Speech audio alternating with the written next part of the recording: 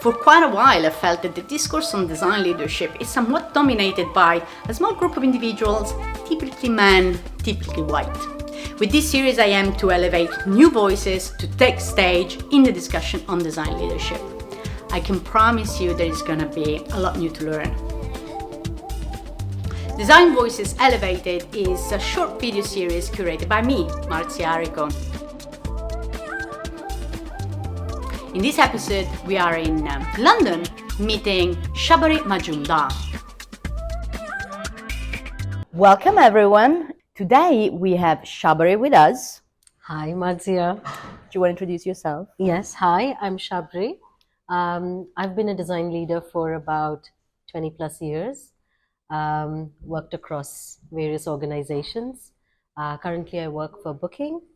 And I'm really excited to hear about, the questions that you want to ask in, our conversation. So yeah, really excited to be here. Thank you. All right, Sabari, so tell us a bit about yourself. Like, how did you get here? What's your story? Well, it's a long story. Wow. But in short, I think I always was very attracted to the creative aspects. My mom was an artist. My dad was an engineer who would make extremely cryptic drawings. But I think, drawing and making sense of the world through drawing was something that fascinated me. I was born in India, grew up with a lot of colors and patterns around me, which I was always very drawn to. But actually, I think at 6 years of age, I did my first dance performance, a public dance performance with, hundreds and hundreds of people looking at me. It was a very unnerving moment, but I think I really came back feeling super happy about the fact that after the performance, people were congratulating me and they were so happy and excited. I think that really motivated me. So I think what really always have drawn me was seeing that joy in people's eyes and life. And I first, as a dancer, it was connection with my audience. I moved to museum design and it was connection with my visitors. And then I moved to product design or user experience design and it was connection with my customers or users. So it's always been that connection which has been special for me. And I think that's been broadly my journey. And how did you experience design in the context of large organizations? How do you think you've managed to use design principles to drive change in the places where you have been working at? I think as a designer, obviously we are very fortunate that we can visualize very complex ecosystem, complex environment in a very simple way. And I think the first time that I embraced that about myself and said that even if I have a seat at the table as a senior leader with a lot of business leaders, product leaders, what's my voice really? And how can I influence a decision making? How can I wear the customer hat all the time, but also be very conscious about the customer desirability, the product, and the commercial viability and the technical feasibility. I had to think about all of those aspects as a business leader. And I think feeling comfortable that I don't have to know everything, but I can use my tools from my toolbox, such as end-to-end customer journey mapping, such as using an information architecture to draw out an ecosystem. So simple things like that really help. So those artifacts, I would say, are very powerful artifacts. And even the C-suite, such as the chief business officer, product officer, technology officer, relate to those artifacts. And I think that was a big awakening for me, that I am relevant in this conversation because of who I am and what my knowledge can bring to the table. The exciting time is that the business today need to be customer centric to survive. So there are external factors forcing leaders at a business level think about customers. And I think that's a great point. It's a great time for designers because we have always thought about customers first. It seems very much like, from what you're describing, that design can really help understand the status quo and then offer a direction for a future alternative for the business. How have your stakeholders or the people around you responded to that? Like, how did you, manage to involve in the process people that might not necessarily come from a design background, that might not necessarily understand the methodology, and what were you really trying to achieve? What was your number one learning, you think, in the way you have involved and engaged other types of people? That's a great question. I think as a young designer or a mid-level designer, I struggled a lot because I saw that, we were different. And I felt we were speaking a language that they didn't understand. They were speaking a language which we didn't understand. So to be honest, earlier in my journey, I did not know how to work together.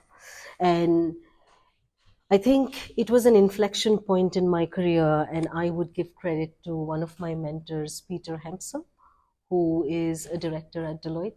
I was working at Deloitte Ventures for some time, heading the experience design studio for Deloitte Ventures.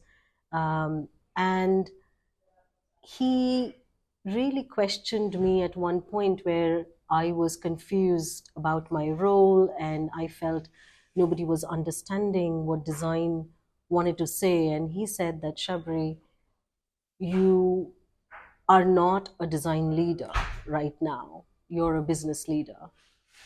And you need to think like a business leader because you're already a design leader. So that's not what you need to be.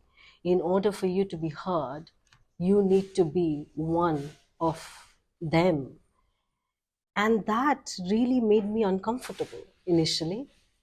I think I took almost 2 years to actually uncover what he said and how I could show up in my own way to be that business voice, but also not lose that connection to design.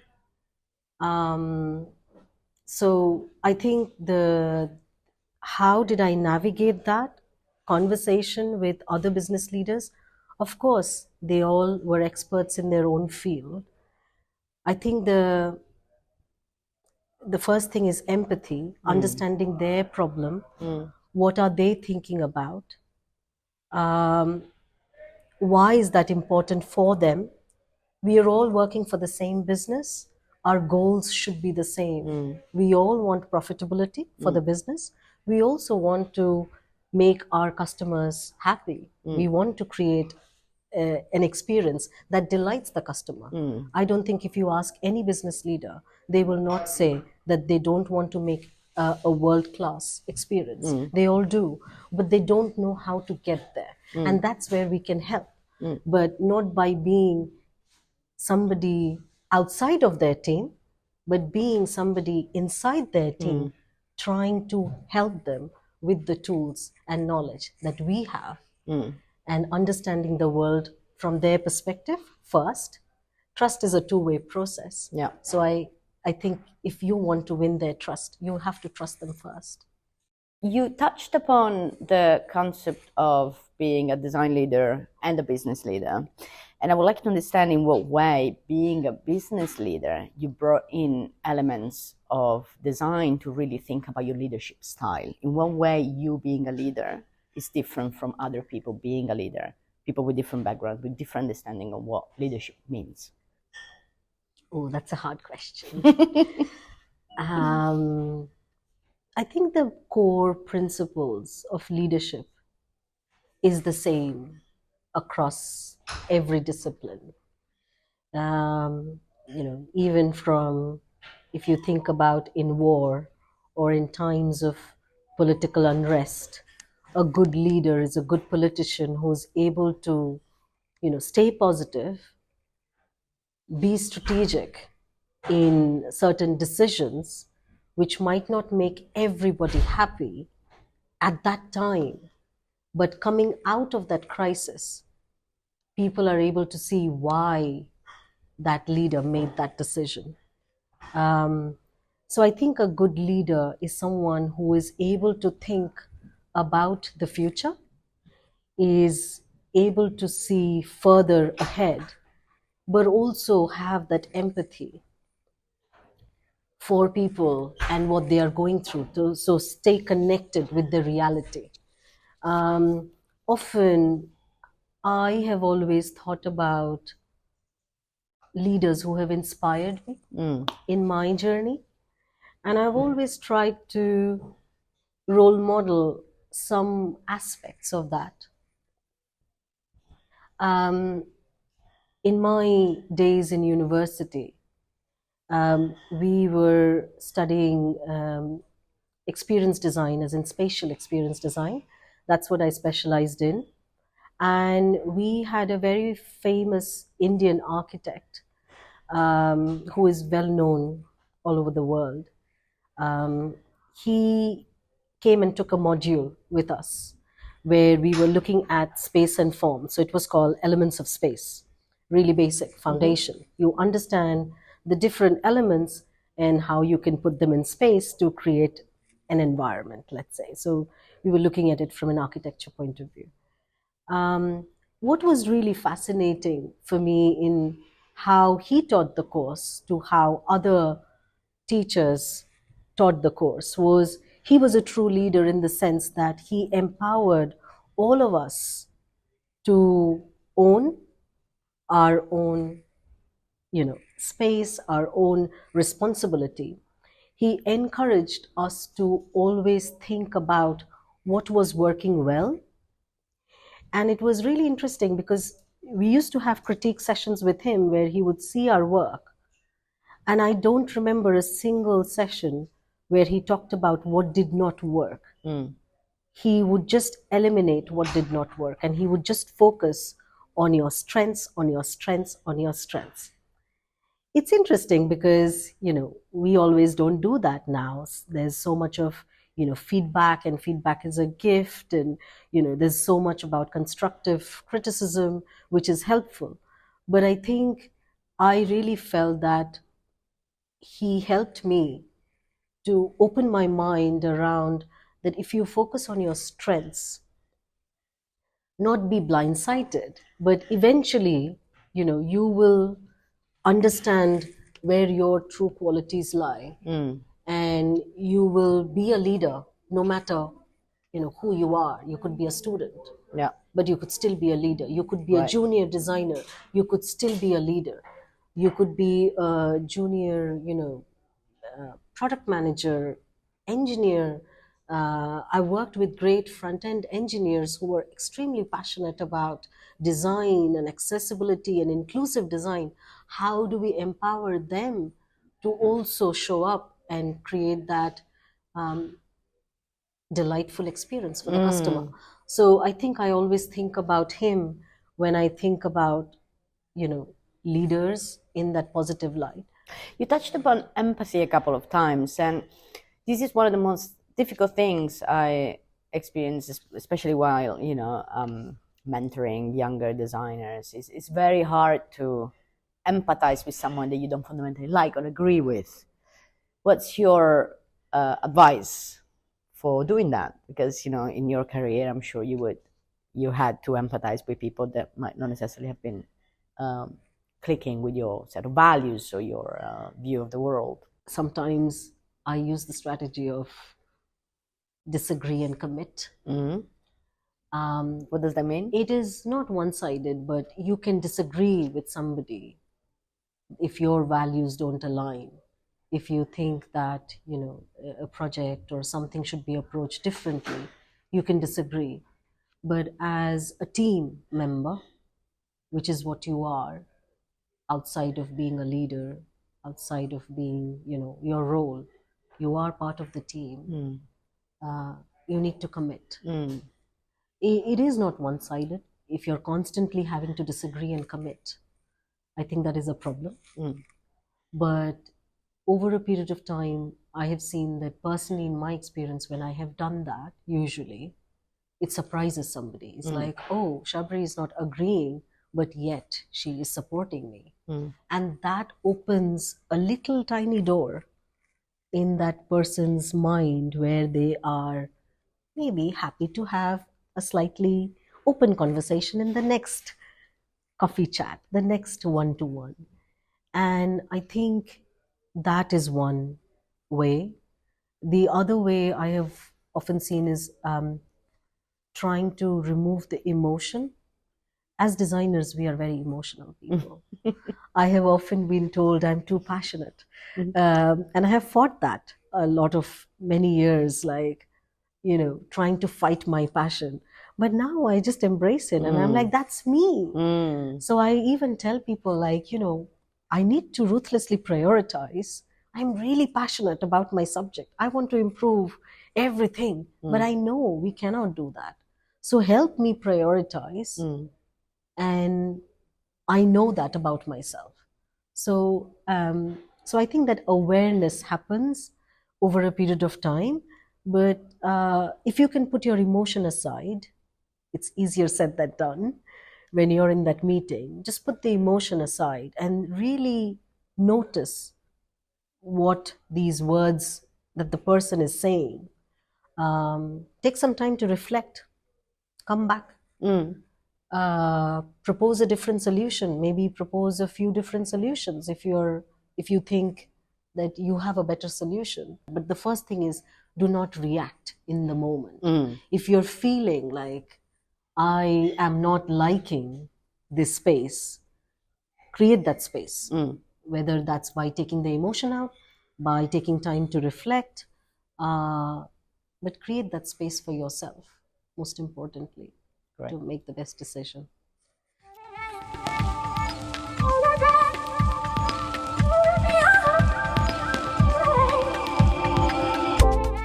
Do you regret anything? Is there anything that you regret that happened in your career? How many things do you regret?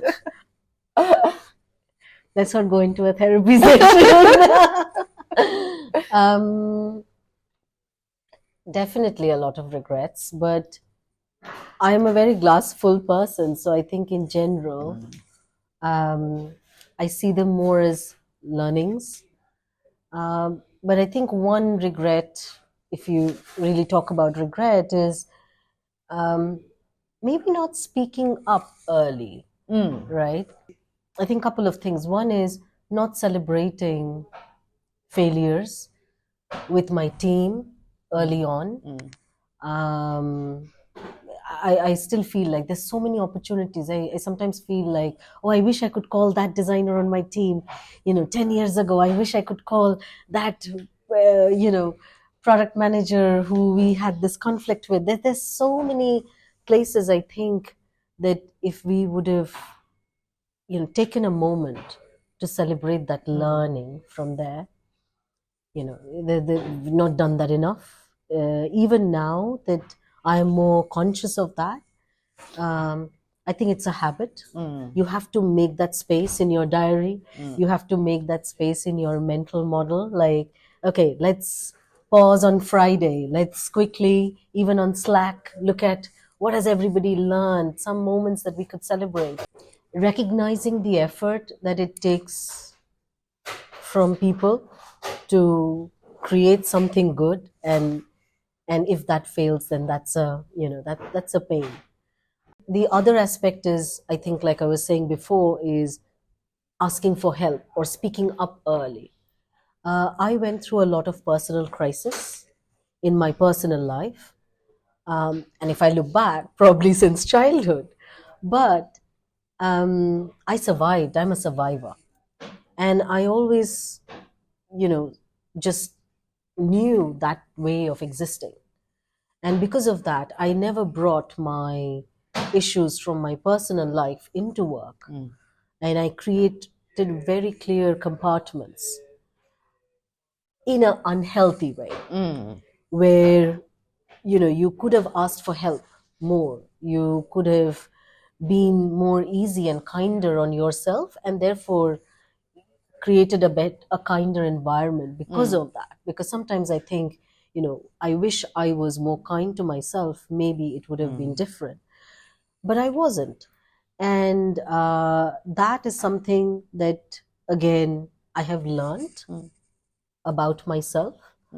And I'm being very vulnerable here, but I think it's, again, recognizing that any leader, no matter where they are now, do have a past and do have a journey, do have a personal life. Everyone has different challenges. And going back to the previous question that you were asking about the difficult person, the difficult conversation that you're having with another stakeholder, is about recognizing that. What is this person's challenge? Yeah. Why is this person showing up this way? Is there something happening in their personal life which is impacting them? Or, just having that awareness about yourself first, Yeah. and then about other people. It's the most difficult thing, isn't it? Yes, absolutely. Absolutely. And I look up to leaders, and I think especially now, post pandemic, I would say that people have been more aware of personal challenges, and people have been talking about it at work a lot more than pre pandemic, at least from my personal experience. So I think there's a lot of openness for everyone to show up as they are, and not have to hide, Have a fake mask. Yeah. have to hide Yeah. an aspect. So What is one thing then in your career changed everything for you? oh wow, That represented like the pivoting moment of no return. there's been a couple of points in my journey, I would say. Like I said, I moved from wanting to be a dancer when I was young. That was my passion, and I wanted to be a professional dancer. And because of a personal crisis, I couldn't be a professional dancer. And then I had to think, oh, what am I going to do next? At 18, I went to design school in India, which is National Institute of Design, which at that point of time was pioneering design thinking. This was in 2000. And I think that probably 4 years of studying there, I think really changed who I am and made who I am today, apart from my childhood and my family. But I think that school and that school of thought, which was very much modeled on the Bauhaus thinking of learning by doing, is something that is, part of me. So I would say National Institute of Design is a foundational um, institute which just shaped me who I am today, and also helped me transition quite seamlessly from museum design to user experience design, which a lot of people ask me about. Yeah. And I think that's just because the design principles are the same, and you can apply to any discipline. So a lot of younger designers who want to go into user experience but might have come from journalism, might have come from architecture, or wanting to get into it but don't know how. I've had many conversations by how can you change your career path, and I think that's really about the foundational blocks that you have, and how do you repurpose them, how do you use them. What do you think must happen now? What's your hope for the future, for yourself, but also for the design practice, the community at large? I think I would circle back to what I said in the beginning, is designers should not feel scared with the amount of change that is coming in the industry, whether it's generative AI, whether it's needing to embrace more business knowledge, data, and feeling that, oh, we don't have enough time to practice design because we are so busy trying to catch up with all these various aspects.